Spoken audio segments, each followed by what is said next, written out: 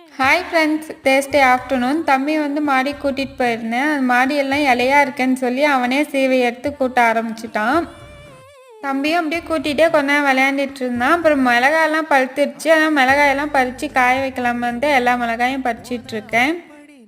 பக்கத்துலேயே மைசூர் மல்லி செடியும் இருந்துச்சு. அதில் பூ வெடிச்ச பூ மட்டும் பறிக்கலாமேன்னு பார்த்துட்டு இருந்தேன். ஆல்ரெடி கொஞ்சம் பூவெல்லாம் பறிச்சாச்சு. இப்போ 2-3 பூ தான் இருக்கும். அதையும் பறித்து எடுத்துக்கிட்டேன். இந்த மைசூர் மல்லி பூ வாசம் நல்லாயிருக்கும். அப்புறம் மிளகாயெல்லாம் நல்லா வாஷ் பண்ணி மாடியில் காய வைக்கலாமே நல்லா வாஷ் பண்ணி எடுத்துகிட்டு வந்துட்டேன். அப்புறம் மிளகாயும் வெயில்லையே நல்லா காய வச்சுட்டு வந்துட்டேன். அப்புறம் பூ வந்து அம்மா மார்னிங் தான் கொண்டு வந்தாங்க. பூ நல்லா வெடிச்சிருச்சு. மதியமாக இந்த பூவெல்லாம் எடுத்து எல்லாம் கட்டி வச்சாச்சு. இந்த பூ வந்து காக்கட்டான் பூ தான். ஜாதி மல்லி மாதிரியே டிஃப்ரெண்ட்டாக இருக்கும்.